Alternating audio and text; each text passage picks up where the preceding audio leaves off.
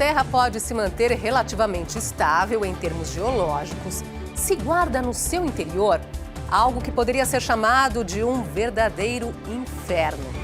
Trilhões de toneladas de rochas e metais derretidos por temperaturas que passam de 6.000 graus Celsius, calor equivalente à superfície do Sol.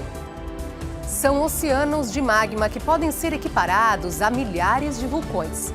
Será que esse material vai permanecer por lá para sempre? Ou em algum momento tudo isso virá para a superfície? Afinal, como se explica que de todos os planetas do Sistema Solar, só a Terra possui as condições necessárias para permitir a existência de vida? Esta edição do Matéria de Capa está só começando. Fique com a gente.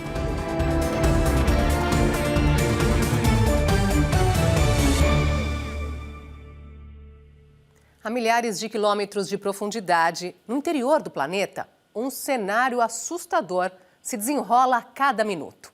Temperaturas e pressões altíssimas levantam uma questão. Como é possível que a superfície da Terra se mantenha relativamente calma com tudo isso que acontece lá embaixo?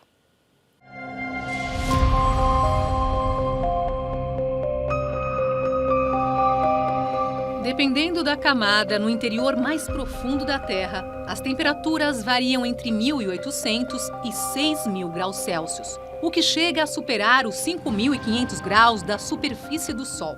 Assim é chamado manto, camada que fica logo acima daquela que é conhecida popularmente como centro da Terra. O manto tem cerca de 2.900 quilômetros de espessura. É constituído de rochas e metais incandescentes, além de minerais, muitos deles desconhecidos pelos cientistas. Nesta profundidade, até as leis da química se alteram, diz o professor Vedran Lekic, do Departamento de Geologia da Universidade de Maryland. A quantidade de material existente apenas nesta camada é tão grande que representa 6% de todo o volume do planeta. Num dos pontos, sob a África, a altura é calculada em cerca de 800 quilômetros.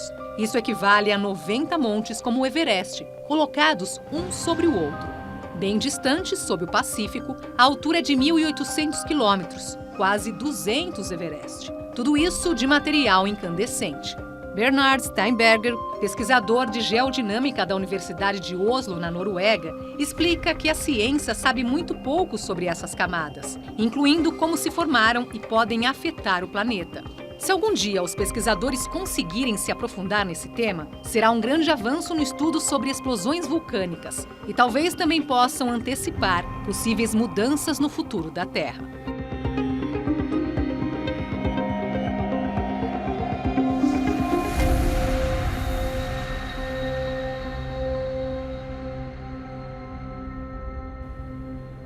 Se até hoje não foram feitas perfurações muito profundas na crosta terrestre, como os cientistas sabem sobre essas camadas situadas a quilômetros de profundidade?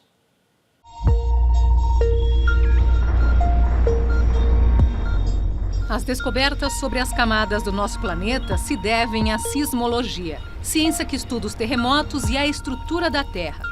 Após um abalo, ondas sísmicas viajam pelo interior do planeta, mudando a forma e a direção de acordo com o tipo de material que atravessam. Cientistas usam essas informações para deduzir quais os tipos de rochas ou de material incandescente que existe por lá. Outros cálculos feitos em relação às temperaturas encontradas nos locais já perfurados levam a estimativas sobre as áreas mais profundas, inclusive para deduzir onde é quente o suficiente para derreter o ferro e outros metais. O segredo está na velocidade das ondas sísmicas. Elas percorrem cerca de 5 km por segundo quando atravessam uma rocha de granito e vão muito mais rápido, a 14 km por segundo, quando percorrem uma camada de rochas e metais derretidos, como a que existe no manto terrestre. Até aqui, estamos falando das ondas sísmicas primárias, mas os cientistas também usam para comparação as ondas secundárias, que não conseguem atravessar camadas líquidas. Portanto, se não atravessam, é porque em determinados pontos existem rochas ou metais solidificados.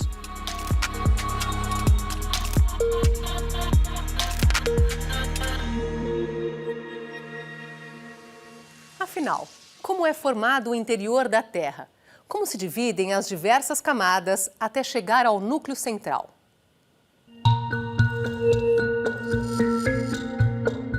A primeira camada, onde caminhamos, dirigimos, erguemos as construções e praticamos todas as atividades, é a crosta terrestre. Ela se divide em duas partes. A primeira é a continental, que cobre toda a parte terrestre, é mais grossa, varia de 35 a 70 quilômetros de espessura e é constituída principalmente de granito. A segunda é a oceânica, que fica abaixo de todos os mares, é mais fina, tem entre 5 e 7 quilômetros de profundidade e é formada basicamente de rocha basáltica. As duas juntas têm apenas 1% do volume da Terra. Logo abaixo da crosta terrestre fica o manto, a camada mais espessa da Terra.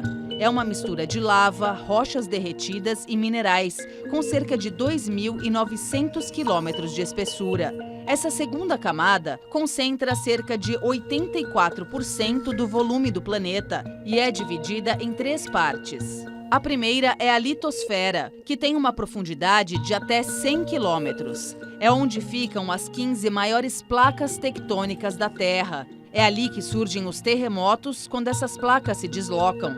A segunda é a astenosfera, uma camada que tem entre 100 e 200 quilômetros de espessura. É composta de material líquido incandescente, uma espécie de magma que flui de um lado para o outro, levando as placas a se moverem.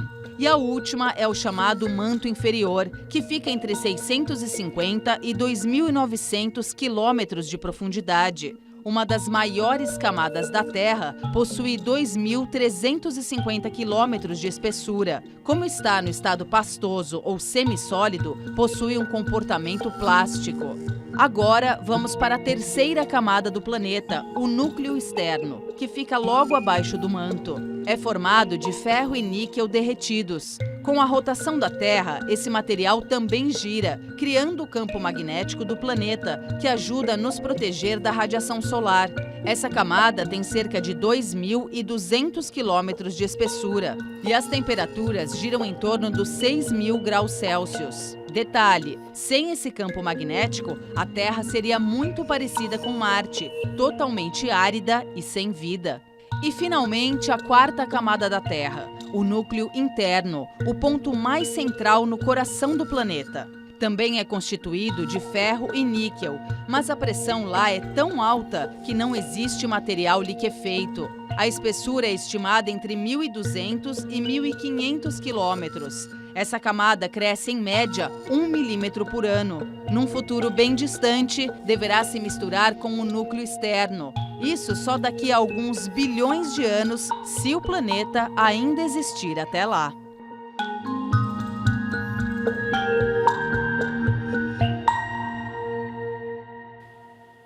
Por que será que todos os planetas do Sistema Solar são diferentes uns dos outros? Formados há bilhões de anos, eles não têm a mesma composição, temperatura e pressão, entre outros detalhes que os tornam únicos. All 8 planets of our solar system are unique. Formados após o Big Bang, os 8 planetas do nosso sistema solar, a princípio, poderiam ter algumas semelhanças, mas não foi isso que aconteceu. The Sun. Vamos começar pelo Sol, a estrela no centro de tudo. Uma gigantesca bola de gás e plasma altamente aquecida. A crosta solar ocupa 1/4 do seu tamanho. Internamente, forças gravitacionais, altíssimas temperaturas e pressão, que levam o hidrogênio a se fundir em hélio. A temperatura gira em torno dos 15 milhões de graus Celsius. Toda essa energia se desloca, mas de forma muito lenta. São necessários cerca de 170 mil anos para que ela passe da crosta para outra camada. Bolhas de plasma ultraaquecido sobem para a superfície. É lá que começa a se formar a fotosfera. Ali, a temperatura é um pouco mais baixa, 5.500 graus Celsius. Esta camada é composta de células granuladas de plasma. Cada uma delas tem um diâmetro de 966 quilômetros. Agora vamos para a coroa, que compõe a fina atmosfera da estrela. Novamente, muito calor. 2 milhões de graus Celsius. Hora de falar do vizinho mais próximo do astro-rei, Mercúrio, o menor dos chamados planetas internos do Sistema Solar, com apenas 4.800 quilômetros de diâmetro. É o segundo astro mais denso depois da Terra. tem um núcleo de metal incandescente que forma cerca de 85% de seu volume. Lá existe mais ferro do que em qualquer outro planeta do sistema. Recentemente descobriu-se que Mercúrio tem um segundo núcleo interno, formado por metal liquefeito. A parte externa do planeta é formada por um manto de rochas sólidas que tem 400 quilômetros de espessura. Por causa da proximidade com o Sol, os ventos solares varrem o planeta intensamente, interferindo em sua limitada atmosfera. Agora vamos para Vênus, o planeta mais quente no sistema solar. As temperaturas giram em torno de 465 graus Celsius. Isso significa que o chumbo seria derretido facilmente se fosse levado para lá. A pressão na superfície do planeta é a mesma encontrada a uma profundidade de 914 metros nos oceanos da Terra. O núcleo de ferro e outros metais tem uma largura de 3.900 quilômetros. Para se ter uma ideia, esta é a distância entre Nova York e Los Angeles. A camada seguinte é um manto de rocha derretida com espessura de 1.930 quilômetros. A parte interna de Vênus também possui uma crosta de basalto, com largura que varia entre 10 e 20 quilômetros. A atmosfera de Vênus é assustadora. É formada por 96% de dióxido de carbono, esse mesmo gás que ameaça a Terra, além de 3% de nitrogênio. Para completar, nuvens espessas de ácido sulfúrico envolvem o planeta. Depois de Vênus, vem Marte, o planeta vermelho. O último dos chamados astros internos do Sistema Solar.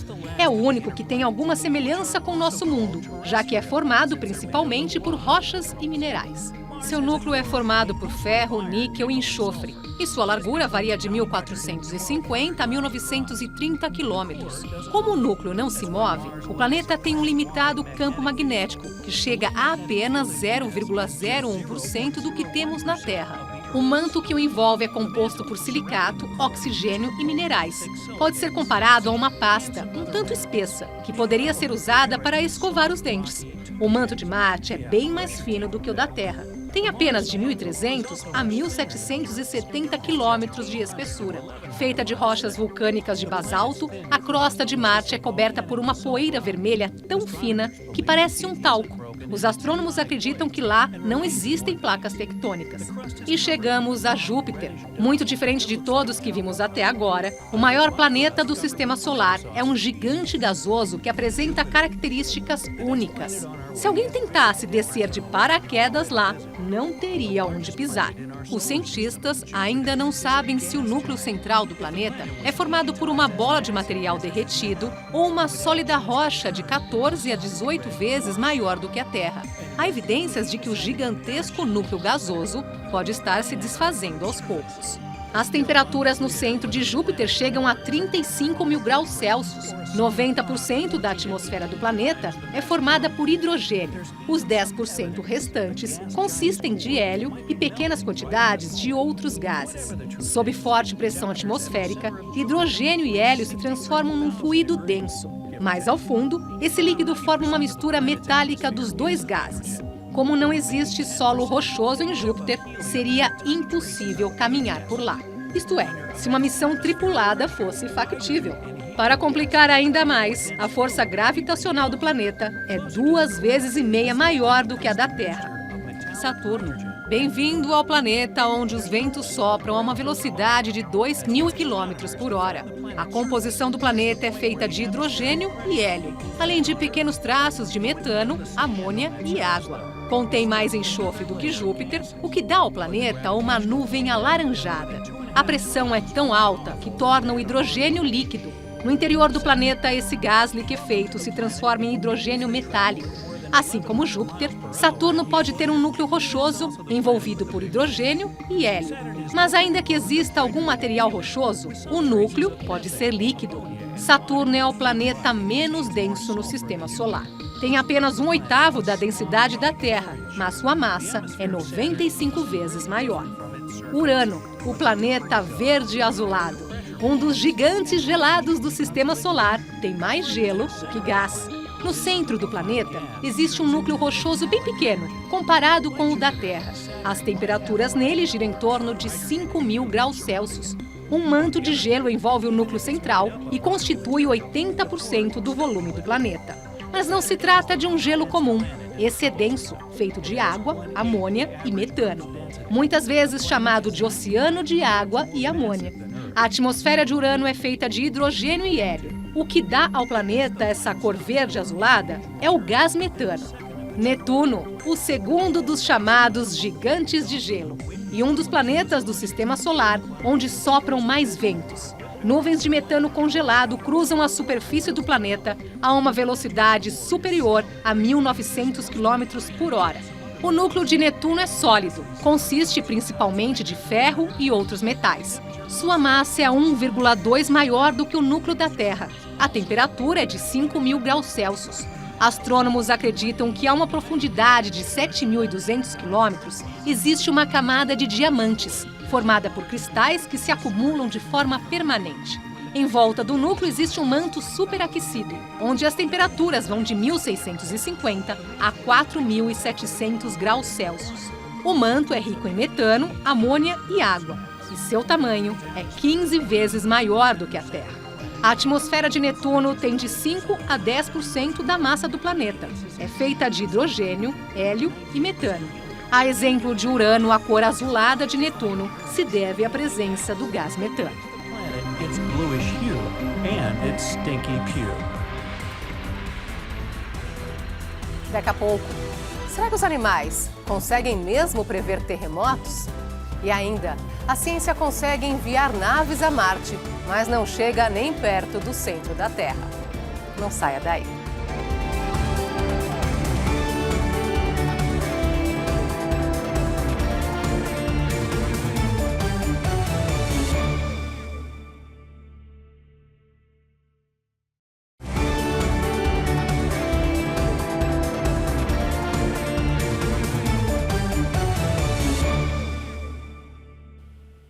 Nem mesmo com todos os avanços tecnológicos que permitiram, por exemplo, enviar sondas a Marte, seria possível chegar ao centro da Terra, basicamente por um único motivo.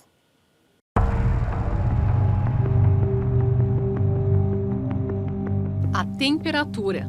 Os níveis de calor, pressão e radioatividade existentes no núcleo central da Terra são tão altos que tornariam impossível uma tentativa de se chegar lá. Ainda que fosse factível fazer uma perfuração de 6.000 quilômetros para atingir o núcleo central, os equipamentos seriam destruídos pelo calor e a pressão muito antes daquele ponto. Comparado com isso, enviar uma nave para investigar o Sol é uma missão relativamente fácil. Se usarmos como exemplo a Parker Solar Probe, que realiza esta missão atualmente, o mais perto que ela vai conseguir chegar é uma distância de 6 milhões de quilômetros. Bem perto, considerando os 150 milhões de quilômetros que separam a Terra do Sol. Mesmo assim, esta nave é equipada com materiais altamente resistentes para impedir que seja incinerada pelo calor.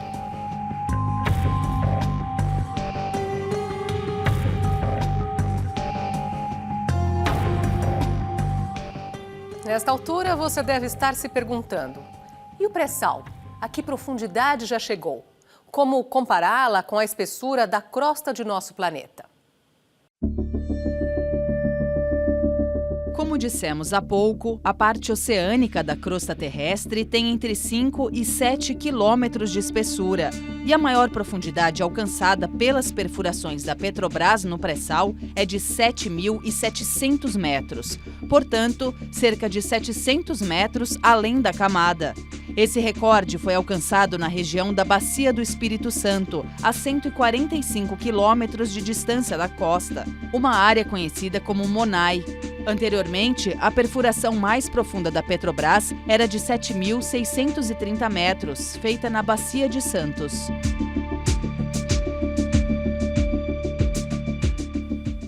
Até hoje, a ciência não chegou ao ponto de antecipar terremotos.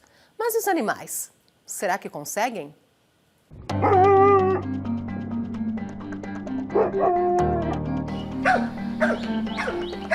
De acordo com crenças populares, os cães ficam inquietos, as vacas param de dar leite e até as cobras pressentem os terremotos saindo de seus ninhos. No entanto, poucos estudos comprovam as lendas, alguns deles feitos no Japão.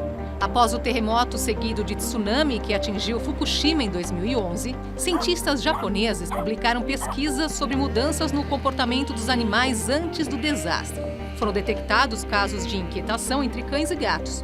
Além disso, criadores de gado confirmaram que houve queda na produção de leite uma semana antes do terremoto.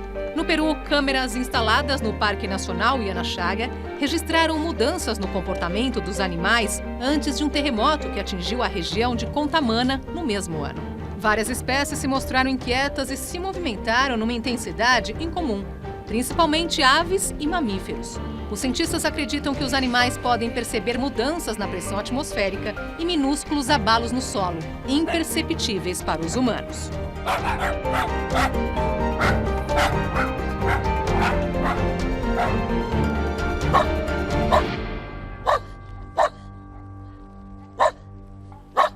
Ao que tudo indica, uma grande ajuda para enfrentarmos os terremotos virá dos animais. Uma verdadeira parceria entre a ciência e a natureza.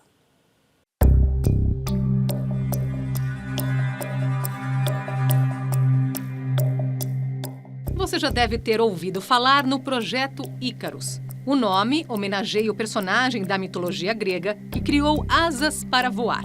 Mas também é uma abreviação em inglês de Cooperação Internacional para Pesquisa sobre Animais usando o Espaço.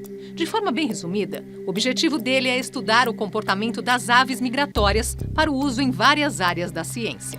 Para isso, minúsculos transmissores com GPS são inseridos nas aves, mostrando as rotas migratórias delas. Os sinais são captados pela Estação Espacial Internacional e retransmitidos a centros de pesquisa em vários países. Todo o projeto é coordenado pelo Instituto Max Planck, da Alemanha.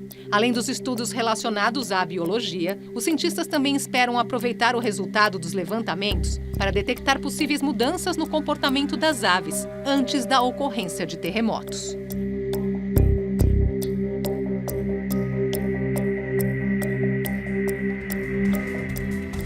Daqui a pouco, no século XIX, um escritor francês fez uma viagem ao centro da Terra, mas só na ficção. E ainda, você sabia que o núcleo de nosso planeta está esfriando? A gente volta já.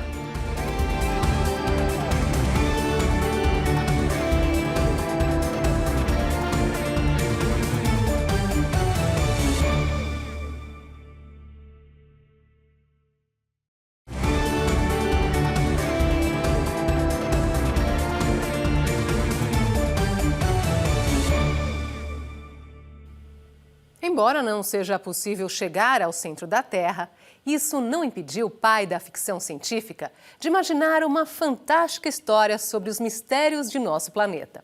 Estamos falando do inventivo Júlio Verne e seu livro Viagem ao Centro da Terra. Lançada em 1864, foi uma das primeiras obras do escritor francês e é considerada um clássico da ficção científica. O livro já foi adaptado várias vezes para o cinema. A primeira versão, de 1959, conta a história do cientista e professor de geologia e mineralogia, Otto Lidenbrock, que descobre que é possível chegar ao centro da Terra por meio de um vulcão islandês inativo. O professor monta então uma expedição formada por seu assistente, Alec, namorado da sobrinha dele, Carla Gutenberg, viúva de um cientista rival, e o guia islandês, Hans Belker, que carrega os apetrechos. Eles entram por uma passagem secreta descoberta muitos anos antes por um lendário explorador local, que desapareceu misteriosamente. Durante o arriscado trajeto debaixo da crosta terrestre, o grupo enfrenta vários perigos, como deslizamentos, terremotos, inundações e ataques de répteis carnívoros gigantes. Mas também encontra lindas cavernas com cristais de quartzo e algas brilhantes nas paredes, florestas com cogumelos gigantes comestíveis, uma praia com oceano subterrâneo e até escombros da lendária cidade perdida de Atlântida. O livro ganhou ainda outras 4 adaptações para o cinema. O grande mérito da última, de 2008, são a beleza das imagens e os efeitos em 3 dimensões. Não é à toa que Júlio Verne é considerado o pai da ficção científica. Em seus livros seguintes, ele previu vários avanços como a internet, a televisão, o avião, as viagens espaciais e o submarino, um dos principais personagens de 20 Mil Léguas Submarinas, um sucesso de bilheteria da Disney lançado em 1954.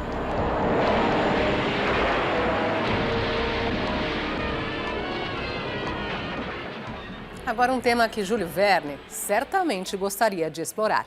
O interior da Terra está esfriando, mas de forma muito lenta. No futuro, isso poderá alterar de forma radical as condições existentes no planeta.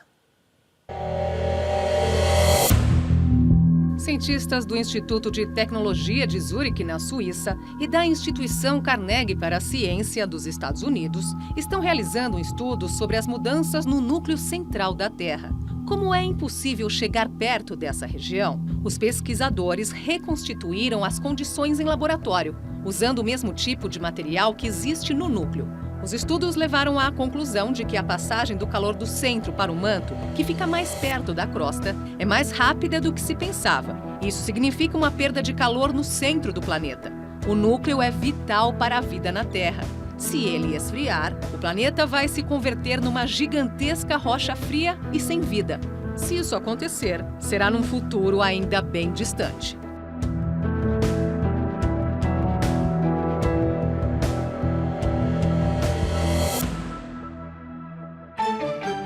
Ao longo de bilhões de anos após o Big Bang, os planetas do Sistema Solar foram se formando na órbita de nossa estrela máxima.